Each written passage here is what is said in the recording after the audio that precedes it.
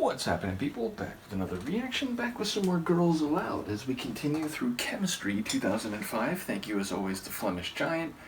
And I've decided to do a 2-for-1, meaning 2 songs and reactions in the same video. And the next 2 tracks in the playlist are It's Magic followed by No Regrets, which incidentally will be the 3rd song with that title, No Regrets, I've reacted to in the last few weeks. But yeah, think of the first title, It's Magic. It sounds like some occurrence, some happenstance, which, by the perception of the narrator, has exceeded what should be possible or what is normally possible through physics, through chemistry, through natural causality, and thus there is a suggestion of preternatural or supernatural phenomena.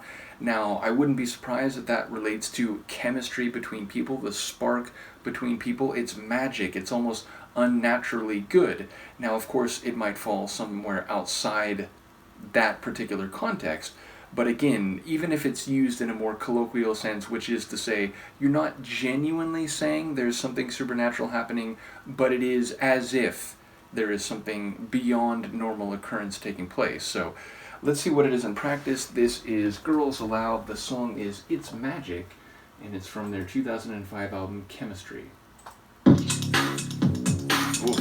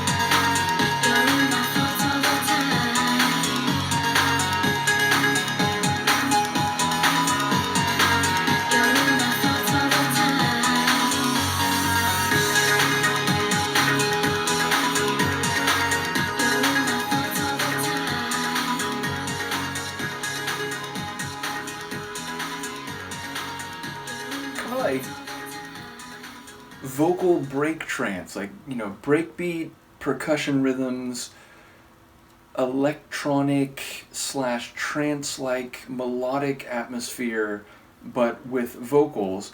And yeah, like, it sounds, number one, like it is about relationship chemistry, but as far as I can tell, at this point it's still one-sided, and it's like she's trying to convince him that what she can offer is significant and that her love is worthwhile and that it should be reciprocated.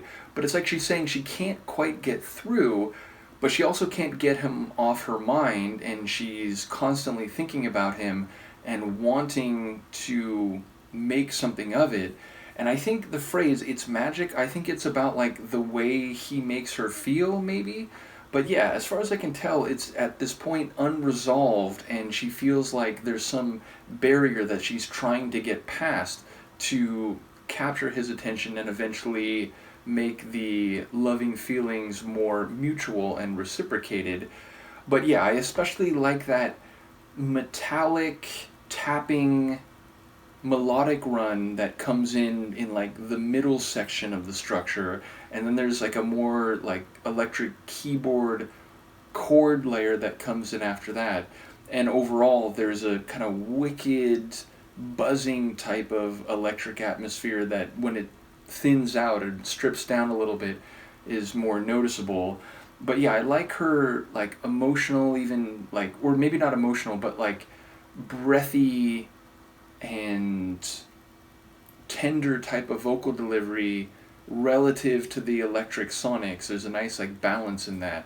So yeah, again, it sounds like the magic is there, but not as much as she wants. And I enjoyed the, sort of dance floor break trance groove as my ears and brain heard it.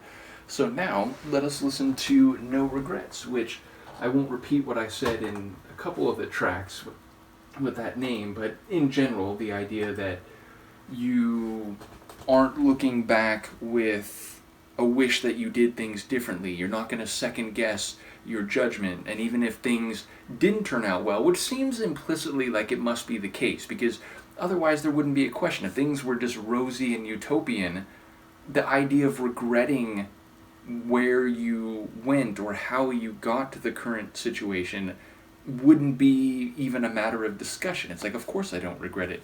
So it's almost like by implication there's a suggestion that things are imperfect, or that maybe even they're not in a good way, but perhaps the process itself, or if you had it all over again you'd make the same decisions based on principle, that could lead you to say, well look, I have no regrets. I'm here because of choices that I think were justified, and so on. But let's see what it might be in practice. This is Girls Aloud, No Regrets from Chemistry 2005.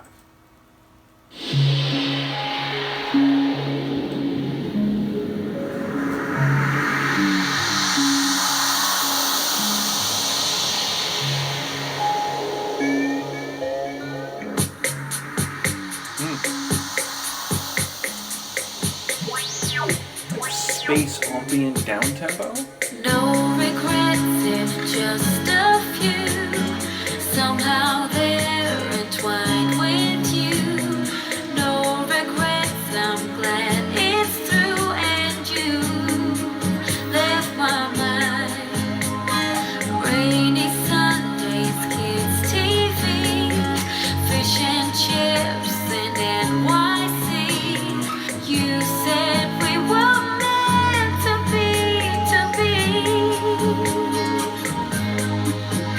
those super bossa nova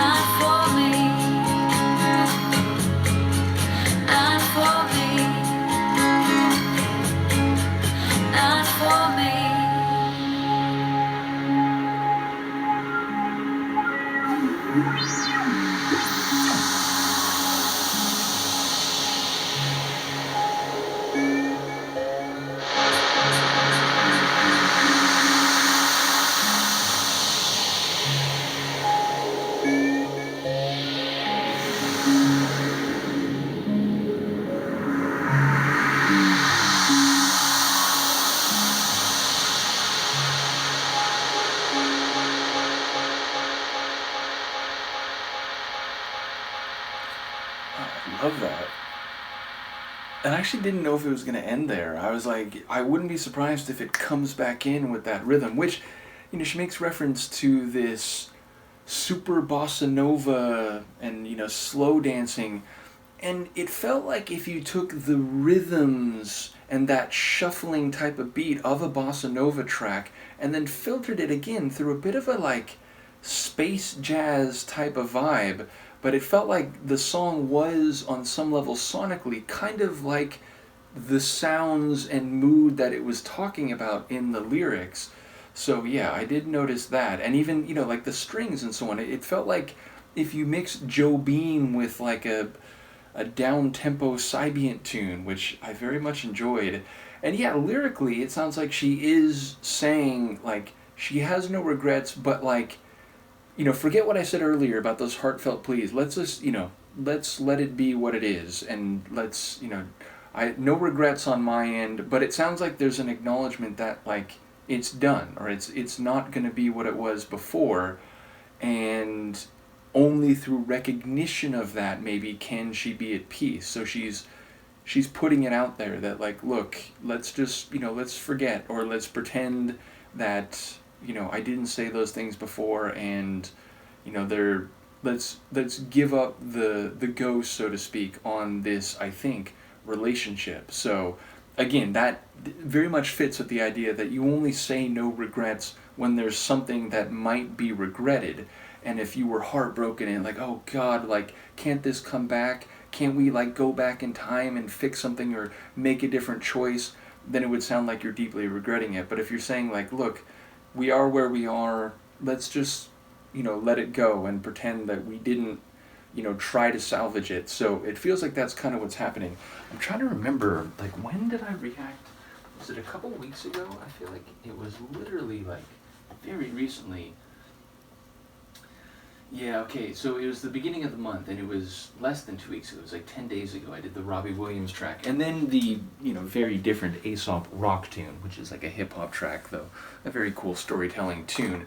In any case, yeah, like Robbie Williams, the whole time I'm feeling like, okay, it's about maybe autobiographically him leaving Take That and, staking out his solo career, and maybe there's judgment about that or whatever, and he's, the idea of having no regrets, and, it was the best at the moment, and I'm not gonna lose sleep over that, and so on.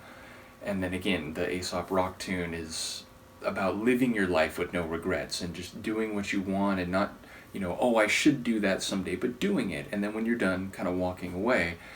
And then here, again, it feels like it's more of a story, a narrative about seemingly a couple that have reached the end. They've reached, the end of the line, and being able to process that and move on by not hanging on to regrets. So let me know if I'm wrong about that, but yes, I very much enjoyed that one sonically and lyrically.